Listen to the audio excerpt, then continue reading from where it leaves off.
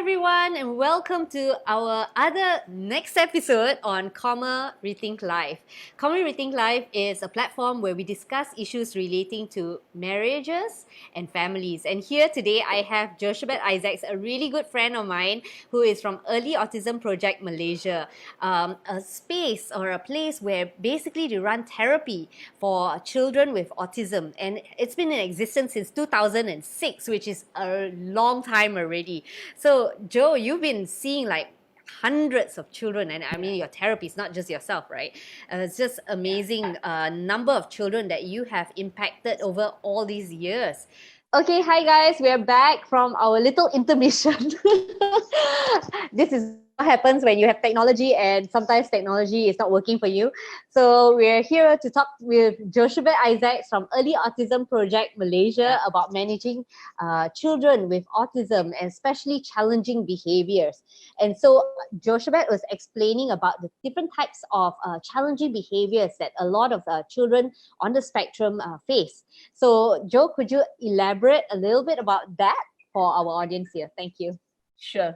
So we just talked about how it can be tantrums, it can be meltdowns, it can even be dangerous behavior or safety related, like aggression, either to other people or to the objects around. It can be self-injurious behavior. Then you also have the whole banner of self-stimulatory behavior, or what we commonly call stimming. So whether that's hand flapping or repetitive play, inflexibility, sensory related issues. So the spectrum of behaviors is quite vast. But I think to summarize it, all behaviors have a function of either the child is trying to get something or get away from something. And I think that's very relevant to any child, not just a child on the spectrum.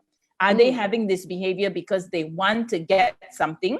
They want to get mom's attention, or they want to get their way? Or are they trying to get away from something? I think a lot of children, they want to have attention, isn't it? Like whether they have a positive attention from you or a negative reaction. So most kids will probably throw tantrums because, Mom, you just look at what I'm doing. Yeah, exactly. Yeah. So what you just talked about, Grace, is actually social reinforcement. And so that's really the whole principle of ABA is really centered on the backbone or the axle or the foundation, whatever that word you want to use, is based on operant conditioning, which then it sounds very scientific and jargony. But essentially, it's that the consequence that we give to the child determines whether or not that behavior is going to increase or decrease. So that's really fundamentally, what is it that's conditioning that child's behavior to increase more and more? So when we talk about reinforcement, is the child trying to get something tangible, like meaning they want to get food, or they want to get the iPad, or they want to get something tangible that they can actually have? Or do they want to get social reinforcement, like you said, the attention? You know, sometimes some behaviors that kids do is very inappropriate, but they want the attention.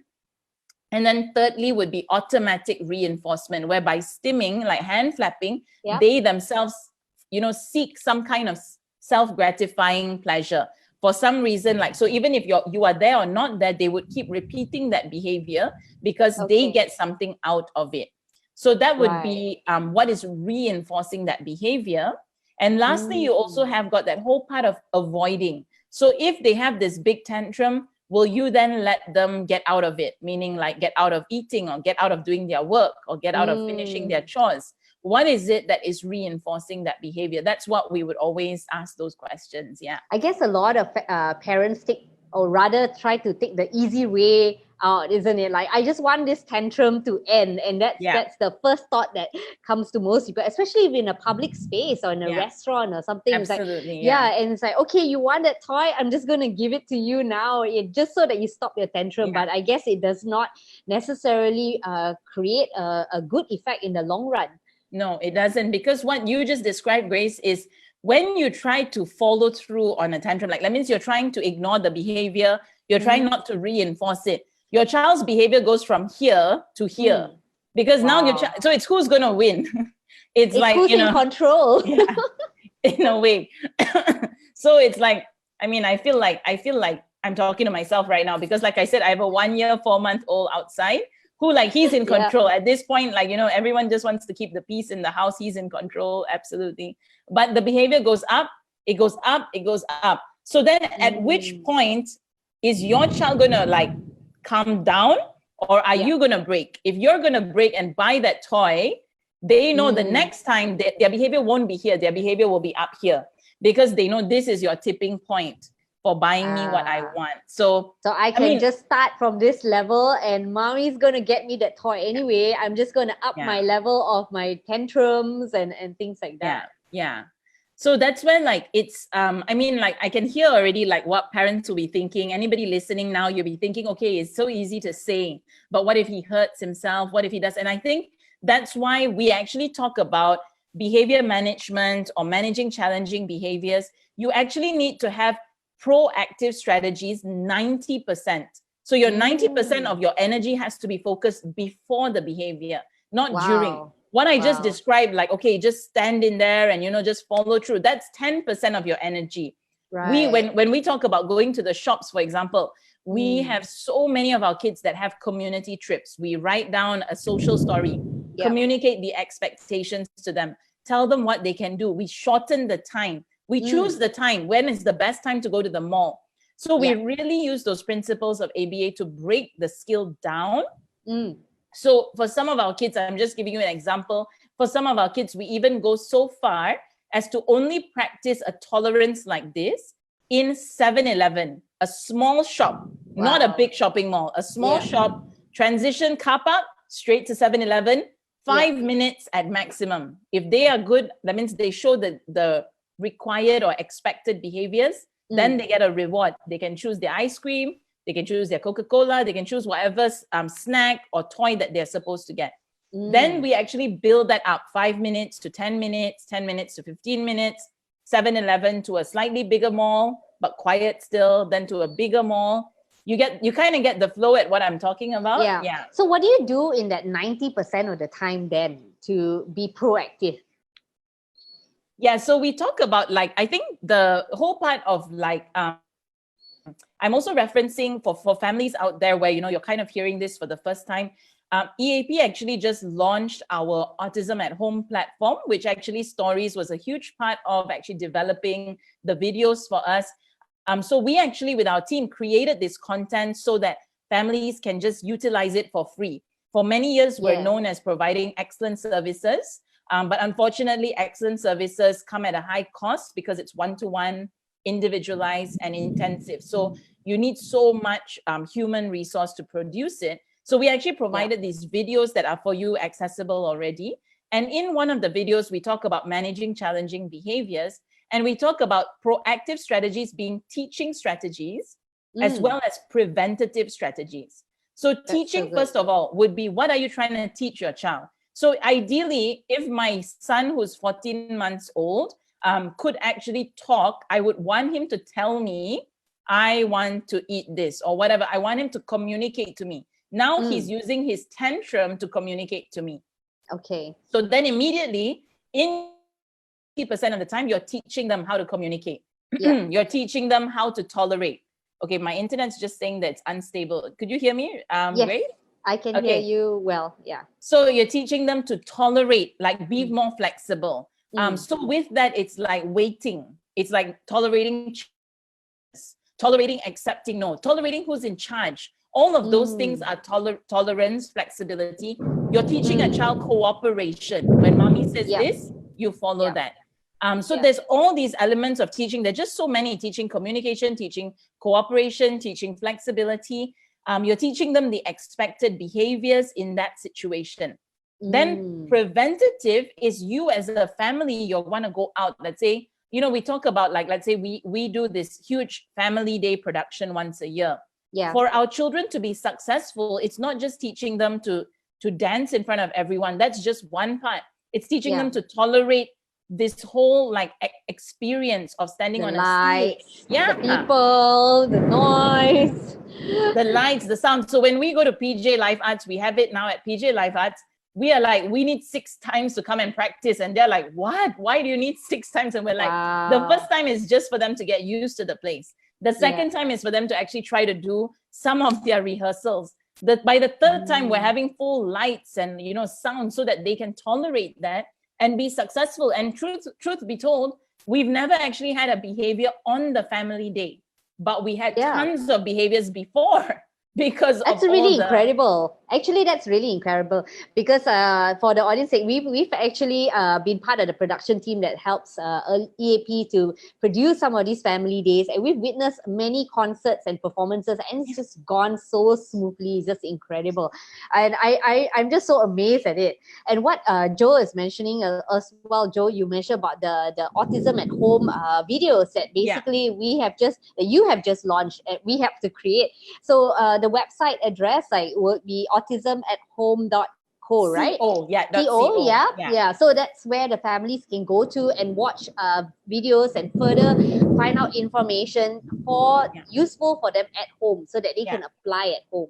Yeah. So Joe, I think maybe we can ask some of the people as well. Like maybe if you have some questions, you can type it into the comments. Anything that you may want to ask, specific behavior problems that you might be facing as well. And or maybe Joe, you could right now, in the meantime, while we wait for people to ask questions, like what are some of the most common things that parents ask you in related to challenging behaviors? For sure, Grace. I think the number one is tantrums. I think no one can tolerate tantrums and meltdowns. And I mean, you're talking about, crying, screaming. Let's talk about, break it down. What exactly are we talking about? It can range from screaming, crying, throwing themselves on the floor, biting. So it's aggressive. And I think parents always what do I do in that situation? Because especially like you said, if it's public, it's really, really difficult. So what we would do is we would ask parents to define the behavior, write exactly what it is. Actually brainstorm and think about, when does this behavior happen? Possibly what is the trigger for this behavior? So then based on that, you would want to try and figure out what is the function, like why is this child having this behavior? So in our video, we actually kind of reenact very commonly when you're trying to take away the iPad or you're trying to transition away. That means basically transitioning away from an activity the child really wants to do to doing an activity they don't want to do. So once you have that defined, actually in the video, we actually ask parents to then write down a table, draw out this table that you can actually then write down in each one, like teaching behaviors, function. I'm just trying to look for my table. Oh yeah, there we go. We did an Instagram live. So, back to basics here, notebook. So essentially I love back to basics. Yeah, I'm really basic as can be at the moment. So this is where you would write your behavior. This is where you would write your function. So let's just say, for example, the behavior is screaming when the iPad is removed. So the function is they want the iPad, right? So they're going to scream until you give them the iPad. So now you're talking about teaching strategies. What can you teach your child? What is the better behavior to do? I think firstly is, instead of screaming, is to ask, can I have the iPad? Now that is realistic for some kids because they're verbal or they can communicate. For some, they can't.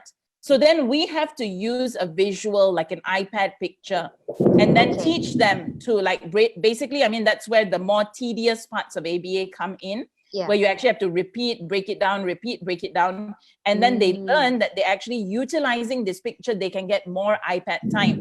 So you've taught them communication. So how that's to ask for it nicely, basically. Yep. And it doesn't have to be talking. It can be a sign, like a gesture, or it can be a picture. Yeah, ideally a picture, because you want them to be able to communicate with anyone clearly, and a picture is universal. So then that's teaching. But then secondly, as a parent, I would ask this question, and I know this part might get criticized, but do you have instructional control? Meaning that when you say, come listen to me, does your child listen to you 90% of the time, or do they not listen to you 90% of the time? You sometimes see families where the parents, are still fun. So I think I'm a fun parent, but I'm definitely a firm parent. So if I told my daughter, Eden, I've talked to you I've called you one time, I need you to listen. I know within seconds she'll come over. But I have that instructional control. I do not believe in using a cane and all that kind. I feel consequences are important. Discipline is important, but it doesn't have to be threatening and it doesn't have to get nasty. It can just be very principled. So then some parents, I think they end up talking and asking many, many times, like 3, 4 times, you come here, are you listening to me? Yeah, and I mean, I've watched one parent and her child didn't have autism, but she was, she was threatening the child so many times, and she kept making threats that she can never follow through. Like she kept saying, I'll send you to this country and I'll send you to that country. So firstly, it's damaging to the child's emotional well-being. But secondly, the child starts to learn whatever. You can say it 1,000 times, you're not going to mean it. But if you can actually give a clear consequence. So that's where then teaching cooperation comes in. And so teaching cooperation actually means that when your child does something good, you actually praise and reward. Like if you say, hey, sit down. Wow, I like how you sat down. That is so good. You've been so cooperative. So we use maybe token charts, or we use there's so many positive reinforcement strategies. Wow, that was a big crash. Yeah, that was a big major clutter. Yeah, that, there's so many strategies and ways that can work, but use something that would be most relevant to your child that they would understand. Then you've got, so that's teaching strategy. And so, a simple example from my own personal life, because I know autism and there might be other people listening that may not have children with autism and just regular children, but these skills, this is why ABA works so well. My son was trying to stand up in the bathtub. So because we're all stuck at home, you can't go to the pool. We give him the bubble bath. Every time he stands, he falls over because it's slippery. Yeah. So what I did is actually, I want to teach him, if you want to go in the bathtub, you need to sit down. So I carried him out. He had a mega tantrum screaming. And I just said to him, even though he doesn't understand much, I said, if bathtub, sit down. So I carried him back into the bathtub and sat him down. And then he tried to stand up. I said, sit down. If not, you come out. So that's kind of I guess the direction I'm trying. You remove him from the situation. Yeah, from the positive reinforcement. Yeah, correct. Okay. I was shocked, Grace, by the 4th time. He's 1 year, 4 months. By the 4th time, he sat down. But I had to do it 4 times. I got wet, of course, in the process. But 4 times I did it. He sat down by the 4th time. And then he tried to stand up, but he looked at me and I said, Isaiah, if you stand up one more time, you're coming out. Right. He just sat back down straight away. That's so good. It's safety because I can't afford for him to be falling over in the bathtub. He'll get into so much danger. Yeah. So teaching is really important. Yeah. And then just quickly, is the next 2 would be preventative strategies and reactive. And that would be the table, I would say, in general. You would want to make sure that you follow. Okay. To create this plan. Yeah. Well, we got to pause here a little bit because there were some parents who have comments and questions as well. And those tips are really, really good, Joe. So right now, Puishi says, my son just communicated to me with his meltdown too. And all he wanted was for me to close my laptop because I was working. So I guess that's quite a challenging situation as well, because you have to do your work and then your kids wanting your attention and feeling as if your laptop's taking away your attention from your child. How would you address her? I think again, I mean, not knowing enough details, I would want to know how old is your child, how much understanding your child has. I think the biggest thing would be communicating to the child. So communicating is only, I feel, one aspect, because you can say, okay, from this time to this time, again, depending on how much skill sets they have, you may not be able, it may not be realistic. So I think again, you would try to communicate and show whether you can by schedule or not. But if they're really young or have little understanding, that would be very difficult. But if you can visually just show mom is working, while mom is working, son or baby or child is actually doing this activity. So you occupy their time. Distraction. I mean, distraction and meaningful activities. So if they can play with an activity properly so that you can do your work. I mean, I really feel so much empathy for all the parents working from home, especially if you don't have a helper right now and you have children below 5. It is really no joke. I don't know how so many families would be able to realistically work. I think it'd be very difficult. That's why we had to only put on our makeup 5 minutes before our session comes on. We got no time to get self-grooming and self-care. I think so many of us are using screen time. Definitely. I myself am having to resort to that. I think so many of us are having to do our work at night, once they're in bed, because that's the best time you can actually get your work done without interruption. So I think that when it comes to that part, I feel that the child needs time. So I would also go back to how much time that child needs. So like today, I know I have a 10-hour day. I actually woke my daughter up earlier to say, hey, I've got a really long day. Do you want to wake up early and have breakfast? So she actually woke up really early so that I can try to meet her need. And then I only had like 10-minute break in between my meetings, which I never eat lunch properly. But because my kids are at home, I have to go and spend the 10 minutes with them and then come back in. So it's trying to break up and meet their need as well. Yeah. And in the moment when the child closes the laptop, the only thing I would try to encourage you is to not like straight away give in, because if not, then that's a strategy that does work. So then the next time they want to get your attention, they're going to come and close your laptop again. Right. So it might be even better to just have a picture or a card there that they can ask. Or I would say use your words, like tell me what you need, use your, don't just whack me or bang into me. Tell me use your words. Yeah. Okay. I think Pushi I think she clarified. Yeah, her kid is 7 years old. Okay. And she says she agrees in not using the cane because it makes it worse. Yeah. So she asked, can you share with everybody the difference between a tantrum and a meltdown? Is there a difference between a tantrum and a meltdown? We actually just use it like interchangeably. I think I think they're kind of similar to from my perspective. I mean, other professionals may actually define it further. Maybe a tantrum is like a little bit more controllable, whereas a meltdown is like a full-on like it's become really, really difficult. But we would use the word interchangeably. Yeah. But I would say that there's different degrees of it. Like I would say that you've got like small, like sort of like that kind of tantrum, or you got like full on screaming and pulling hair out and everything else, the full works. But yeah, you've got those kind of tantrums as well. So I've experienced the full works too with my kids.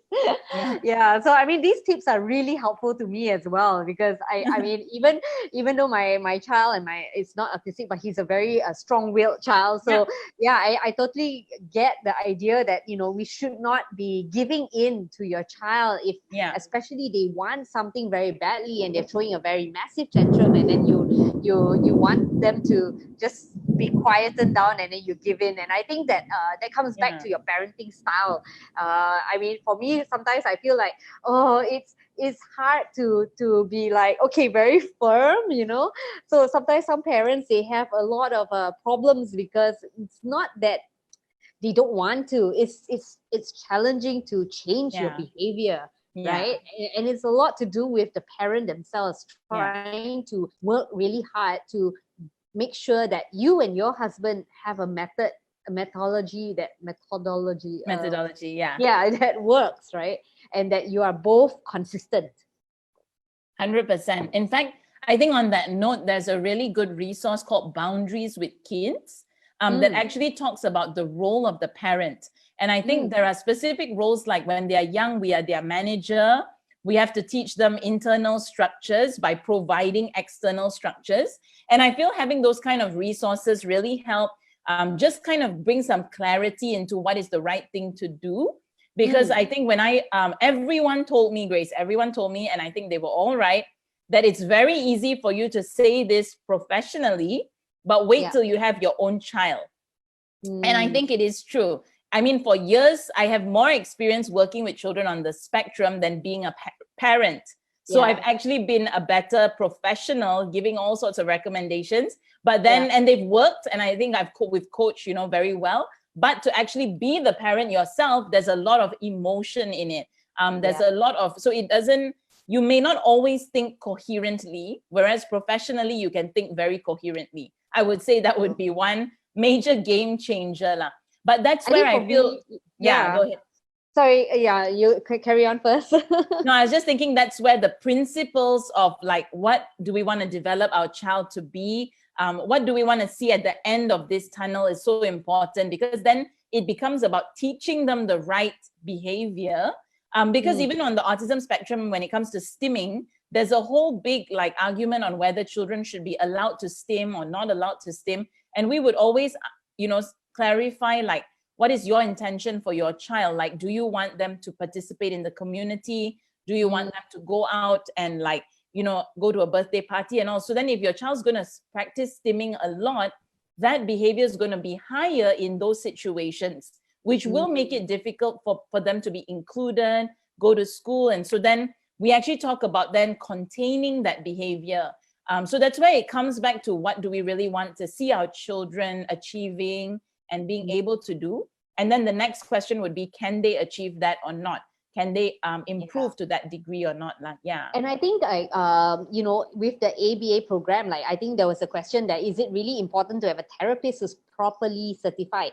I think like sometimes you know, people might be feeling, as you said, I think in the earlier part of the conversation, that we may not have someone, we hear snippets from something that we learn here and there, but we are not actually having a real therapist to assist us. Like, yeah, I would say that I would say this carefully, but I would always say that parents can really make the best therapists. I really believe that, because parents are very invested. And I think parents also, you need to know how to manage your child when the therapist is not there. Like for lockdown, it's only in this last few weeks that we were able to go back to the homes to help our kids. So our parents are like the superstars. They're the superheroes in this season, trying to manage their own kids and work at the same time. I don't know how they did it, but many of them have to do it. So I would say firstly that I would say more important than the actual person working one-on-one is the program. That is something that you really need someone who's not just trained professionally. They need to be experienced. So we sometimes have people that they've applied for jobs with us as well that have accreditation and a behavioral whole like degree and the certificate BCBA and all that. But then when you actually ask them how many kids did you work with, they've only worked with 3. So for us as a supervisor, that's not sufficient at all. You've had to finish like 2,000 clinical hours. You've had to work with a wide spectrum of kids, because you have to be able to work with a variety of kids. So you need training, you need experience. But thirdly, I would ask, who's supervising that clinical person? Because we are only up to here. I mean, till today, EAP still gets our American parent company to come twice a year to audit all of our kids, because we don't want to miss that part. And I think we're coming to the part where our clinical quality is really now up here on par, that we can gradually start to phase that out. But the point would be that we always need to keep growing and keep developing. And you really need that level of supervision. So more so, Grace, than the therapist, I would say find a very experienced, trained, as well as ongoing clinical supervision, that kind of person to plan your child's program. I think that is the most important. And the good thing is that with autistic children, like I think I read it on your website as well, that, you know, if you have early intervention, they can blend into, you know, society much better. The earlier the intervention, that's better. Isn't that right? Like, I think what's the percentage of the children? Almost 50%, Grace. That's why when we talk about the research, we're not just talking about a pie in the sky kind of research. This is not a survey research that I went and asked 20 people and I just wrote down data. It's actual like IQ. So they measured IQ. We measure IQ at the start, IQ, language, and we see the gap. So when the child's very young, let's say they're 3 years old, the gap could be maybe 1 year or 2 years. That's all. If they have a 2-year gap, that means a 3-year-old is functioning like a 1-year-old. If they are 6 years old, they have a 5-year gap. The gap's bigger. So as they're getting older and older, all the other children are progressing this way. Their gap is widening. So they are like this, and imagine the gap is getting 5 years, 10 years, 20 years. So the gap just it passes a certain point where you will never be able to close it. Wow. And that's why the urgency for not just early intervention, but the right intervention. When you do intensive ABA, I mean, our programs run 35 one-to-one hours a week. That's 7 hours a day. So that's again another criticism. Many people say, oh, that's so much and all that. But if you look at a typical child, they're learning all the time. They're copying behaviors you don't want them to copy. They learn all the time. So you just need that's why I said you need a very good program that can actually individualize it to that child. So if they're a we work with like 20-month-old child. They're like a baby, really. So you're really working on the floor, engaging them, playing with them, bubbles, all that kind of thing. But you're working on eye contact, you're working on speech, you're working on engagement. And then that point of, if the gap is only 2 or 3 years, in our experience, we have seen so many children within 2 years close that gap. So the first 12 months, they'll jump 18 months. So in 12 months of time, they jump more than 12 months because they're trying to catch up. In the second 12 months, they catch up another 18 months. They've closed the gap of 2 years because now they're also 2 years older and they close the previous gap as well. You know what I mean? Like, so that's why there's a whole science to it. Like, it's not like a kind of mythical thing. It's actually very like practical principle. Yep, that makes sense. Yeah.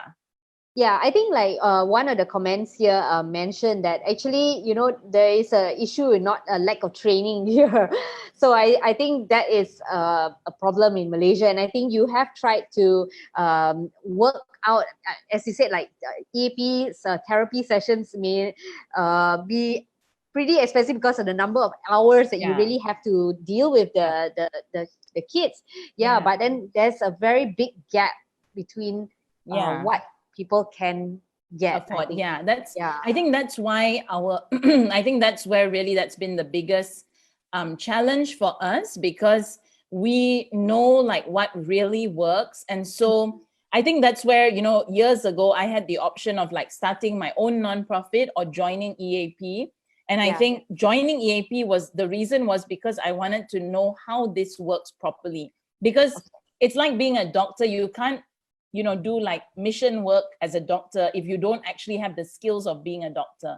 And so it's that same sense. If I don't really know that I know that I know, like now you give us any child with autism, we as a team know, and we know that we know how to help them. And we can even tell you if they're going to catch up or not be able to catch up. And even if they can't catch up, what can we do to help them?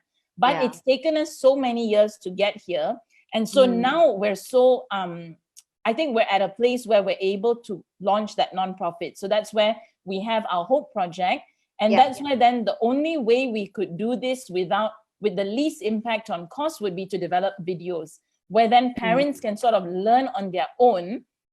And then we're hoping to launch like online training or online, like parents, if you're listening, you can even just call us now as well. We're willing to just start to do this sort of online kind of training, coaching, tutorials, so that one of our supervisors can actually just walk you through how to do this in your own house, so that you at least are comforted knowing that, okay, you're getting a really professional team.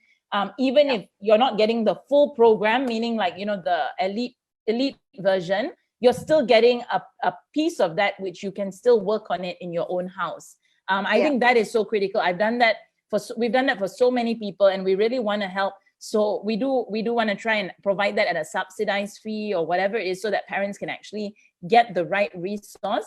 But at the end of the day, I would say it boils down to a family. Maybe if you have a young child with autism, I would say that a very practical way to look at it is either you have the resource to get the best team and to get like a program like ours, for example, or if you don't have the resource, I would say consider taking a couple of years off work and being the therapist yourself. I still feel that if a parent is teachable and agile to learn the skills, they will make the best therapist. I really feel, because then that is like the early years, right? You mentioned, because if you do it too late, then the gap is going to be bigger and bigger and bigger. It's harder to close the gap. So wow, that's really, I mean, I think it's a really huge sacrifice on the parents' part, but I think that is no matter what, there's just a lot of work and dedication that needs to go into that child. I think that is the one thing that we establish here, is that there's no easy way out to anything, whether it is handling a behavioral problem or trying to teach your child certain skills, life skills, social skills, or especially when your child's on the spectrum. There's just no easy way out. That needs that kind of dedication and time for the parents. I think that's the amazing thing, that I do respect a lot of parents with children with autism. That's a huge gap, I think, right now with what's available out there and what they can do at home. So I think I think now we also have we're gonna share the link later on with some of the parents who need to have access to that videos, the autism at home.co. Yeah, and if any of the other parents would have any comments, you can also write down here before we end. We have a few more minutes right now. So yeah, if there's anything else that you have questions about, like dealing specifically with managing challenging behaviors with your children in autism, we can ask Joshua Isaacs right now, who's the director of Early Autism Project Malaysia. Yeah, and so Joe, is there any other tips like you would really want to share with families before we end the session, that's something that's super crucial to them, something that you would like them to hear? I think the first is that parents, whether you have a child or you just had a child, you have to monitor developmental milestones yourself. You have to. There's no other way, because no one is going to monitor your children for you. And I would say that if you see anything that concerns you, don't worry about being judged as being that kind of mom. You're the mom, you're the dad, go and get like some professional check. I would do that. All my team that are parents do that. Anything at all, they would check. I've actually I would strongly recommend that. That would be the first primary thing. The second thing would be to monitor how much screen time your children do get. I know that in COVID-19 lockdown, it's really, really difficult. I'm finding it very hard myself. But if they're below 18 months, technically they're not supposed to get any screen time at all. So just really be mindful of that. That's on not my advice, it's on the American Academy of Pediatrics. And that's not any children, right? Not just any child. Any child below the age of 18 months. To have no screen time whatsoever. Wow. I'm not saying it doesn't cause autism, but if all the research is linking autism to genetic traits, so if there is that gene that's already there, being parked in front of the TV for a long time will just make it worse. That's what I would just be really careful with that. As early as possible, monitor developmental milestones. That's free. CDC has a free app. You can just do it. It actually gives you all the recommendations and all that. Monitor the screen time. So especially if you have a nanny, maid, babysitter, grandparents, try to make sure that they do not allow them to have that. And then the third one would be, if your child does have any symptoms at all, get a good quality diagnosis. Don't be scared of the label. I would say it is way more important to find out what it is. And I use the same parallel as any kind of symptom of cancer. If we know anything at all, a lump, a mark, a blemish, a mole, we would go straight to the doctor and check, okay, is this cancer or not? We're not afraid to find out, because if we know, we can get the right treatment fast. So it's the same kind of parallel. Then the next thing would be, if you do have a child with autism and you're going to have a program start, whatever program you do, whether you believe in ABA or not, whether you can afford to get the resources or not, I would definitely advise ABA is still the best. It is still the most effective program. It is individualized, adapted. Try to get it in the best way you can get it. But whatever you choose, you just need to make sure that they give you a very clear report of where your child is at today. And in 12 months' time, where's your child going to be at? We've had, Grace, just too many parents heartbroken because they went with a cheaper version or a cheaper model or whatever it is. And then they just promised whatever that they promised. But there was no real assessment of where the child is at today. And then 3 years have gone by, and now the child is not able to go to school. So that's the part where by that time, even though the family can afford our program, for example, or can afford a full, really good quality ABA program, like you said, it's 6 years old. The gap is now 4 years. We actually have to have that frank chat with the parents. Are you sure you want to do a full program? Because what we will do is we will be able to support your child to live as independent and as best at life as they can. But that your child, we will not be able to support the catching up process anymore, because this is just not really going to happen. In fact, we have those conversations, Grace, even if they're 2 years old, even if they're 3 years old, because we just want parents to know, as they are investing, we never ever showcase our best case scenario, because that's not the right ethical thing to do. The right thing to do is to tell parents, yep, this child did really well. 50% of the children do. Your child is either showing symptoms of being in that 50% that can catch up, or symptoms of being in the 50% that cannot catch up.